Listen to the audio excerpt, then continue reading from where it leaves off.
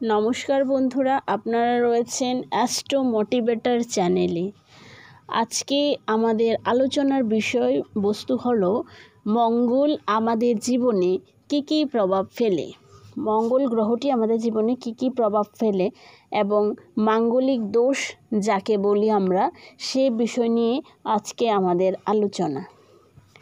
তো ভিডিও শুরু করার আগে আপনাদের কাছে একটা অনুরোধ, যে ভিডিওটি যদি ভালো লেগে থাকে তাহলে আমার চ্যানেলটিকে সাবস্ক্রাইব করে পাশে থাকা বেল বাটনটি প্রেস করে দেবেন, এবং যদি ভিডিওটি ভালো থেকে থাকে তাহলে ভিডিওতে একটি লাইক এবং কমেন্ট করে যাবেন। ঠিক আছে, শুরু করা যাক ভিডিও। সৌরজগতের 9টি গ্রহের মধ্যে মঙ্গলের একটি বিশেষ স্থান রয়েছে। তিনি গ্রহের সেনাপতি উপাধি পান। এর কারণে মঙ্গল গ্রহ সাহস, শক্তি, জ্যেষ্ঠ ভ্রাতা, সম্পর্ক, ভূমি, শক্তি, রক্ত ও বীরত্বের কারক উপাদান পায়। কোনো ব্যক্তির জন্মকুণ্ডলিতে মঙ্গল গ্রহের অবস্থান সেই ব্যক্তির রাশিতেও মঙ্গল দোষের সৃষ্টি করে। আমরা প্রায়শই শুনে থাকি মঙ্গল দোষ বা মাঙ্গলিক দোষ।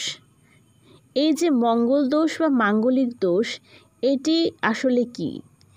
এটি হচ্ছে যে আমাদের যে জন্মছক রয়েছে, সে জন্মছক বা জন্মকুণ্ডলীর মধ্যে 1, 4, 7, 8 এবং 12 অর্থাৎ লগ্ন থেকে যদি ধরতে যাই, লগ্ন ভাব অর্থাৎ লগ্নের প্রথম ঘর, লগ্নের প্রথম ভাবে, লগ্নের চতুর্থ ভাবে, লগ্নের সপ্তম ভাবে, অষ্টম ভাবে এবং দ্বাদশ ভাবে।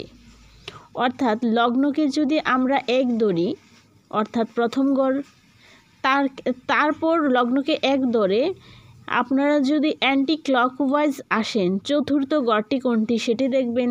সেই প্রথম ঘরে, চতুর্থ ঘরে এবং এভাবে গুনতে গুনতে আপনারা আসবেন সপ্তম ঘর কোনটি, অষ্টম ঘর কোনটি এবং দ্বাদশ ঘর কোনটি।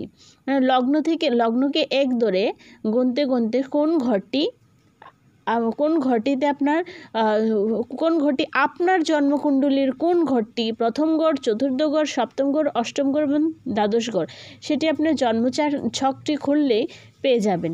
তো এখানে কথা হচ্ছে যে জন্মছকের প্রথম ঘরে যদি মঙ্গল থাকে, চতুর্থ ঘরে যদি মঙ্গল থাকে, সপ্তম ঘরে যদি মঙ্গল থাকে এবং অষ্টম ঘরে যদি মঙ্গল থাকে, দ্বাদশ ঘরে যদি মঙ্গল থাকে আপনার জন্মছকের, এটা লগ্ন থেকে, তাহলে আপনি মাঙ্গলিক।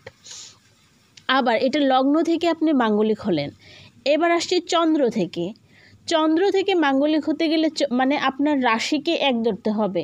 আমরা রাশি সাধারণত যে ঘরে চন্দ্র, যে ঘরটিতে আপনার জন্মের সময় চন্দ্র যে রাশিতে অবস্থান করে, অর্থাৎ সেটি আপনার নিজস্ব রাশি, সেটি আপনার নিজের রাশি, সেই রাশিকে 1 ধরে আপনার চন্দ্র থেকে মাঙ্গলিক হতে হলে রাশিকে, যেটি আপনার রাশি, সেই রাশিটিকে আপনি যদি 1 ধরে অ্যান্টি ক্লকওয়াইজ আবার আসতে হবে।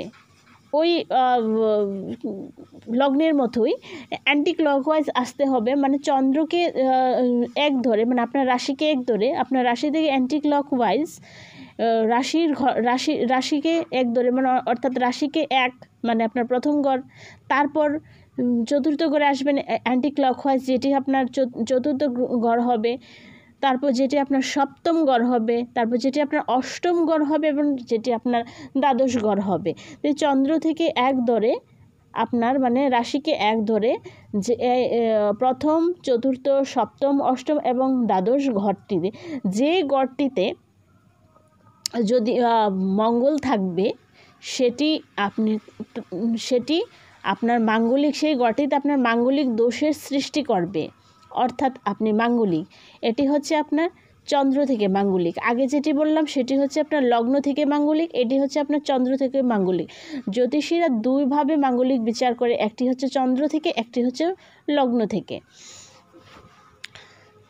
তো এখানে কথা হচ্ছে যে চন্দ্র থেকে যদি আপনি মাঙ্গলিক হন, চন্দ্র থেকে মাঙ্গলিককে ততটা মাঙ্গলিক ধরা হয় না, কিন্তু তারপরেও মাঙ্গলিক দোষের সৃষ্টি করে, যদিও চন্দ্রের মাঙ্গলিককে এতটা গুরুত্ব দেওয়া হয় না। কিন্তু আপনি যদি লগ্ন থেকে মাঙ্গলিক হন, সে মাঙ্গলিক দোষটি আপনার জীবনে বিভিন্ন সমস্যার সৃষ্টি করে।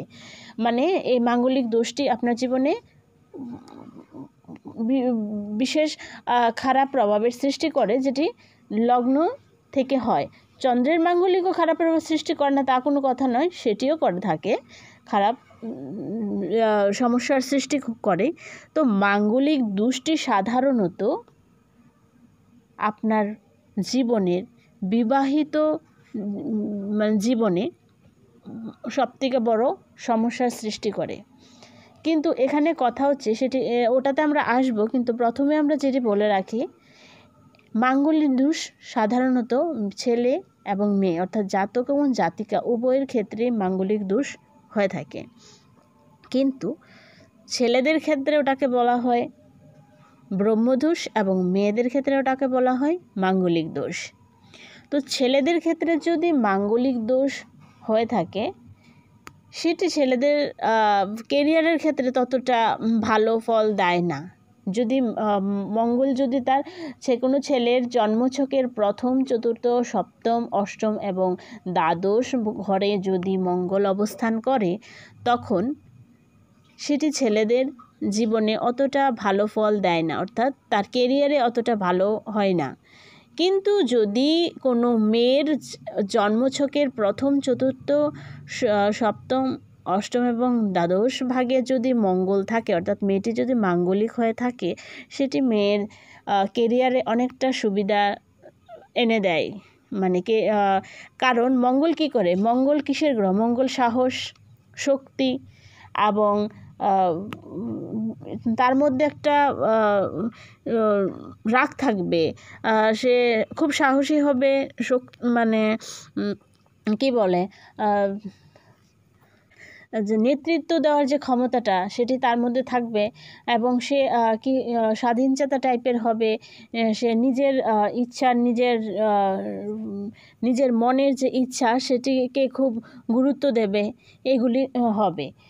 এখানে কথা হচ্ছে যে মঙ্গলের যে আপনার মানে কি বলে ক্ষমতা, মানে মঙ্গল যে দোষটি যে আপনার সৃষ্টি করেছে আপনার জন্মছকে, সেটি আবার দুভাগে ভাগ করা যায়। একটা হচ্ছে উচ্চ মাঙ্গলিক, একটা হচ্ছে নিম্ন মাঙ্গলিক। উচ্চ মাঙ্গলিকটা কি? উচ্চ মাঙ্গলিকটা হচ্ছে যে ওই যে বললাম, যদি আপনার লগ্ন থেকে মাঙ্গলিক হয়ে থাকে, লগ্ন থেকে যদি 2টি করে বা 3টি করে বা 4টি করে বা 5টি করেও মঙ্গল থাকে, মানে 2-এর বেশি ঘরে মঙ্গল থাকে, তাহলে সেটি হবে উচ্চ মাঙ্গলিক। আর যদি 1টি করে মঙ্গল থাকে, 2টি করে মঙ্গল থাকে, বা চন্দ্র থেকে যদি আপনি মাঙ্গলিক হন, তাহলে সেটিকে বলা হবে নিম্ন মাঙ্গলিক দোষ। মাঙ্গলিক দোষ এভাবে মাঙ্গলিক দোষকে এভাবে 2 ভাগে ভাগ করা হয়। তো এখানে যাদের মাঙ্গলিক উচ্চ মাঙ্গলিক দোষ, তাদের ক্ষেত্রে মঙ্গলটা খুব খারাপ প্রভাব, মানে তাদের মাঙ্গলিক দোষটা একটু শক্তিশালী হয়, এবং যাদের নিম্ন মাঙ্গলিক দোষ, তাদের মাঙ্গলিক দোষটা খুব কম পরিমাণে হয়ে থাকে। তো এখানে কথা হচ্ছে যে মাঙ্গলিক দোষ তো আমরা 2 প্রকার সেটা জানলাম। এখানে কথা হচ্ছে যে ছেলেদের ক্ষেত্রে কেন মাঙ্গলিক, ছেলেরা কেন ক্যারিয়ারে উন্নতি করতে পারে না, এটারও অনেক বিষয় আছে। মঙ্গল যেহেতু মানে গ্রহটি, মানে মেয়েদের ক্ষেত্রে কী হয়, ও যে শক্তি, তার সাহস, এগুলো যে বেশি পরিমাণে থাকে, তার যে রাগ সেটিও বেশি পরিমাণে থাকার কারণে সে মানে কেরিয়ারে একটা জীবনে কিছু একটা করতে চায়, বা কেরিয়ারে তাকে উন্নতি করতে সাহায্য করে মাঙ্গলিক দোষটি, এটি করে। কিন্তু তার পারিবারিক ক্ষেত্রে, অর্থাৎ বিবাহিত জীবনের ক্ষেত্রে, সপ্তমে, বিশেষ করে সপ্তম সপ্তমে যদি মঙ্গল থাকে, সপ্তম স্থানটিতে যদি মঙ্গল থাকে, তাহলে তো এটা একদম মানে হবে, সেটা ছেলে মেয়ে সবার ক্ষেত্রে। সেটা মঙ্গল দোষটি সাধারণত বিবাহের ক্ষেত্রে খুব একটা সুফল দেয় না, এটা বাধার সৃষ্টি করে বা সমস্যার সৃষ্টি করে, এটাই হচ্ছে মূল কারণ। আর এর জন্যই আমরা যখন কোনো জ্যোতিষী আমাদেরকে বলে বা আমরা যখন শুনতে পাই যে লোকটি মাঙ্গলিক, তখন আমাদেরটা মানে ভিতরটা ভয় কাজ করে। বিশেষ করে মঙ্গল দোষটি তখনই আসে যখন বিবাহের ক্ষেত্রে পাত্রপাত্রীর কোষ্ঠী যখন আমরা বিচার করে থাকি, তখন মাঙ্গলিক বা মঙ্গল দোষ আছে কি নেই সেটি সর্বপ্রথম দেখা হয়ে থাকে। এখানে যদি মঙ্গল যে সবসময় দোষের সৃষ্টি করে সেটা নয়, মঙ্গল কিছু কিছু ক্ষেত্রে তাকে কোনো ব্যক্তির জন্মকুণ্ডলিতে যদি মঙ্গল খুব শক্তিশালী হয়, অর্থাৎ মঙ্গল খুব স্ট্রং হয় বা মঙ্গলটি খুব শুভ হয়, তবে সেই ব্যক্তিকে কিন্তু জীবনে অনেক উন্নতি করতে সাহায্য করে। অর্থাৎ সেই ব্যক্তি একজন ভালো রাজনীতিবিদ হতে পারে, সে ব্যক্তি একজন ভালো একটা দলের নেতা হতে পারে, মানে তার মধ্যে একটা লিডারশিপ ক্ষমতা থাকে, মানে নেতৃত্ব দেওয়ার যে ক্ষমতাটা সেটি থাকে। বিশেষ করে এটি ছেলেদের ক্ষেত্রেও হয় যদি মঙ্গল শুভ হয়, মেয়েদের ক্ষেত্রে তো হয়ই। কারণ মঙ্গলটা কি হয়, মঙ্গল গ্রহটি হচ্ছে মানে মানে মনের ভিতর যে মানে সুপ্ত যে আগুনটা সেটাকে জাগিয়ে তোলে, ওইটা হচ্ছে মঙ্গল এই কাজটি করে থাকে। তো সেই মঙ্গলটি যদি খুব শুভ হয়, মঙ্গলটি যদি খুব কোনো মঙ্গল যদি অশুভ না হয় থাকে, শক্তিশালী মঙ্গল হয়, তাহলে জীবনে বড় রাজনীতিবিদ মানে বড় নেতা হতে সাহায্য করে।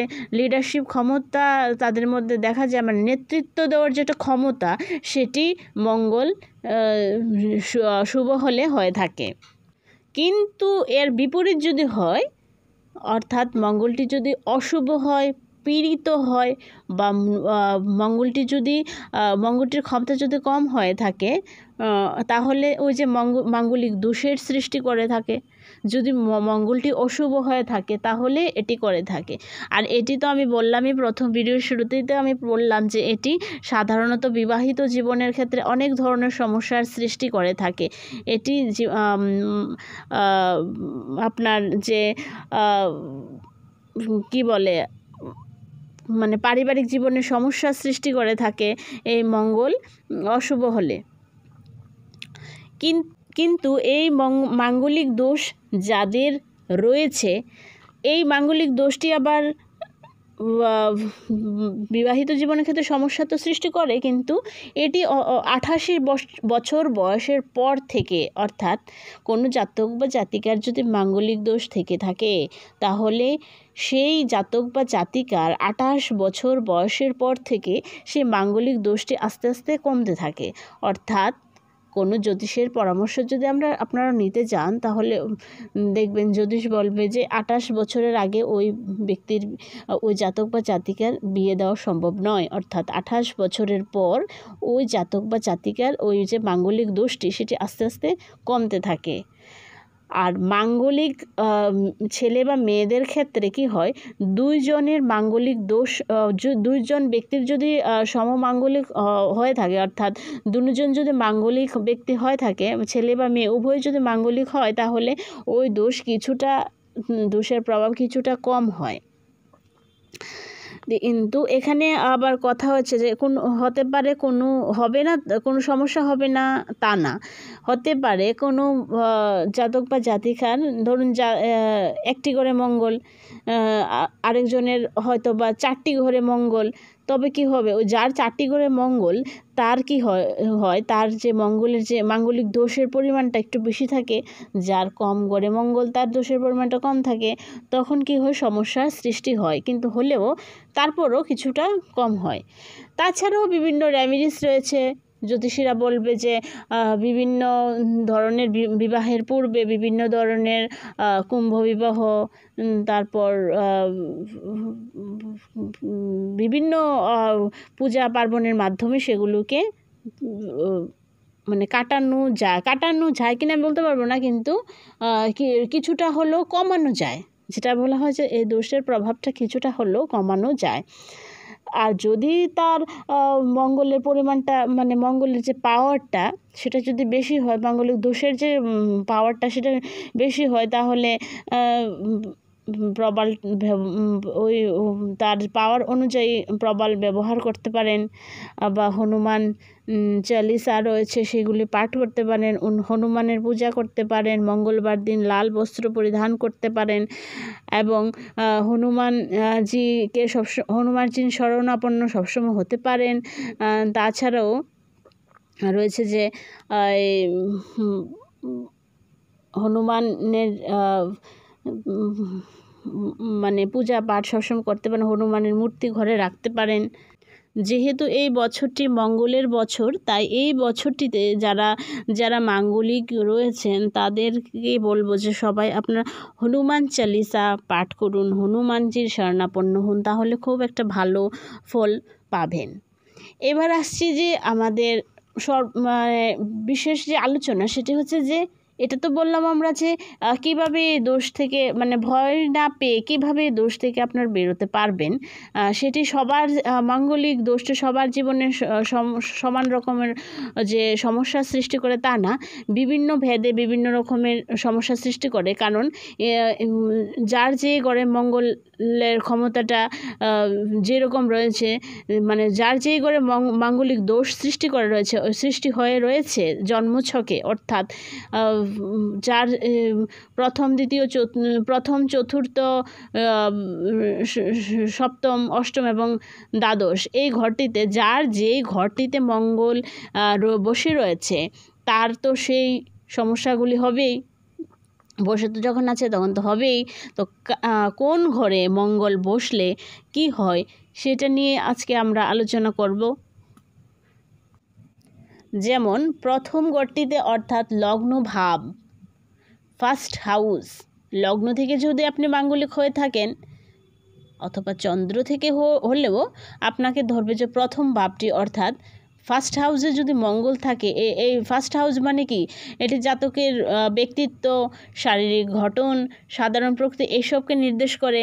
তো দেখা গেছে যে কুণ্ডলিতে কারোর জন্মকুণ্ডলিতে লগ্নে যদি মঙ্গল দোষ সৃষ্টি হয় তাহলে সে ব্যক্তির স্বভাব অত্যন্ত আক্রমণাত্মক, রাগান্বিত ও অহংকারী হয়। ওই ব্যক্তি যদি ফার্স্ট হাউসে মঙ্গল থাকে, অর্থাৎ সেটি রাশিতেও হতে পারে, লগ্নেও হতে পারে, লগ্নের প্রথম ভাব বা রাশির প্রথম ভাবে যদি মঙ্গল থাকে বা অর্থাৎ প্রথম ঘরে যদি মঙ্গল থাকে তাহলে এটি হতে পারে। এবার আসছি যে কুণ্ডলীর যে চতুর্থাংশে অর্থাৎ চতুর্থ গড়ে যদি মঙ্গল থাকে, চতুর্থ গড়টি কিসের গড়? চতুর্থ গড়টি মানে ইন্ডিকেট করে কি মাতা, গৃহ, বাসস্থান, আরাম, আয়ুষ, মানসিক শান্তি, এগুলির কারকতা নির্দেশ করে চতুর্থ গড়টি। তো এই চতুর্থ গড়টিতে যদি মঙ্গল থাকে তাহলে আমাদের জীবনে অর্থাৎ জাতক জাতিকার জীবনে কি হতে পারে, সেই ঘরে চতুর্থ ঘরে যদি মঙ্গল দোষের সৃষ্টি হয় তাহলে ব্যক্তি কী হয়, ব্যক্তির জীবনে কখনো সুখী হতে পারে না, অর্থাৎ সুখ থেকে সে বঞ্চিত হয়। পাশাপাশি তার পারিবারিক জীবনেও নানা ধরনের ঝামেলার সৃষ্টি হয় যদি সে তার চতুর্থ ঘরে অর্থাৎ চতুর্থভাবে যদি মঙ্গল থাকে তাহলে এটি হয়ে থাকে। এবার আসছি মানে কোনো ব্যক্তির যদি সপ্তমভাবে মঙ্গল থাকে, অর্থাৎ সপ্তম ঘরটি কিসের ইন্ডিকেট করে? সপ্তম ঘরটি ইন্ডিকেট করে আপনারা সবাই জানেন, সপ্তম ঘরটি বিবাহ, অংশীদারিত্ব, সম্পর্কর কারকতা নির্দেশ করে, ব্যবসা বাণিজ্য এগুলির নির্দেশ করে যে সপ্তমে মঙ্গল। যে ব্যক্তির সপ্তমে মঙ্গল রয়েছে, অর্থাৎ যে ব্যক্তির সপ্তমে মঙ্গল দোষের সৃষ্টি করে রয়েছে, অর্থাৎ যে ব্যক্তি সপ্তম ভাব থেকে মাঙ্গলিক, সেই ব্যক্তির কী হয়, সে ব্যক্তির বা জাতক বা জাতিকার বিবাহিত জীবনে সম্পর্কের ক্ষেত্রে বেশি সমস্যার সৃষ্টি করে, অর্থাৎ সে বিবাহিত জীবনে সুখী হতে পারে না। এই কারণে তার দাম্পত্য জীবনে চ্যালেঞ্জের ভরপুর থাকে, তার দাম্পত্য জীবন সমস্যার সৃষ্টি করে সপ্তম ভাবের মঙ্গল। এইবার আসছি যে অষ্টম ভাবে এই মঙ্গল করে? অষ্টমভাবেও মঙ্গল মাঙ্গলিক দোষের সৃষ্টি করে। তো এই অষ্টম ভাবটি কিসের? অষ্টম ভাবটি সাধারণত মৃত্যু, রহস্য এবং গোপন বিষয়, পরিবর্তন ইত্যাদির কারকতা নির্দেশ করে। তো অষ্টমভাবে যদি মঙ্গল আপনার লগ্নে বা লগ্ন থেকে যদি লগ্নের অষ্টমভাবে যদি আপনার মঙ্গল থাকে, তাহলে যে মাঙ্গলিক দোষটির সৃষ্টি করে সেটি ব্যক্তির জীবনে দাম্পত্য সুখের অভাব সৃষ্টি করে, বিবাহে বাধা, বারবার সম্বন্ধ ঠিক হবে কিন্তু ভেঙে যাবে, বিবাহের বাধার সৃষ্টি করে, শ্বশুরবাড়িতে সুখের অভাব, অর্থাৎ শ্বশুরবাড়ির লোকেদের সাথে মানে বনিবনা হবে না, অর্থাৎ সম্পর্ক নষ্ট করে। এই অষ্টম ভাবের মঙ্গলটি আপনার জীবনের এই রকম সমস্যার সৃষ্টি করে। এবার আসছে দ্বাদশভাবে মঙ্গল, অর্থাৎ দ্বাদশভাবে যদি মঙ্গল থাকে আপনার জীবনে, যে মাঙ্গলিক দ্বাদশভাবের মঙ্গল আপনার জীবনে যে মাঙ্গলিক দোষের সৃষ্টি করে সেটি কীরকম সমস্যা হয়?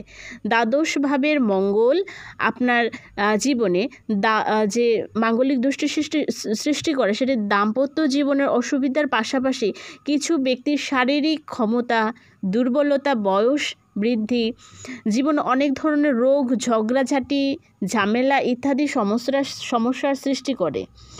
এবং আপনার যে মানে দ্বাদশ ভাবটি তো অ্যাকচুয়ালি ক্ষতি, বিদেশ যাত্রা, আধ্যাত্মিকতা এসবের কারকতা নির্দেশ করে। তাই এই ধরনের সমস্যাগুলি আপনার দ্বাদশ ভাবের মঙ্গল সৃষ্টি করে থাকে। এই ছিল আমাদের আজকের এই আলোচনা। ভালো লেগে থাকলে ভিডিওটিতে একটা লাইক এবং কমেন্টের মাধ্যমে আপনারা জানাবেন যে ভিডিওটি কেমন লেগেছে, আর আমার এই চ্যানেলটিকে সাবস্ক্রাইব করে দেবেন আর পাশে থাকা বেল বাটনটি দাবিয়ে দেবেন। তাহলে চলুন আজকের মতো বিদায় নেওয়া যাক। পরবর্তী কোনো ভিডিওতে আবার আপনাদের সাথে অন্য কোনো বিষয়ে আবার কথা হবে। ততদিন ভালো থাকবেন, সুস্থ থাকবেন। ধন্যবাদ।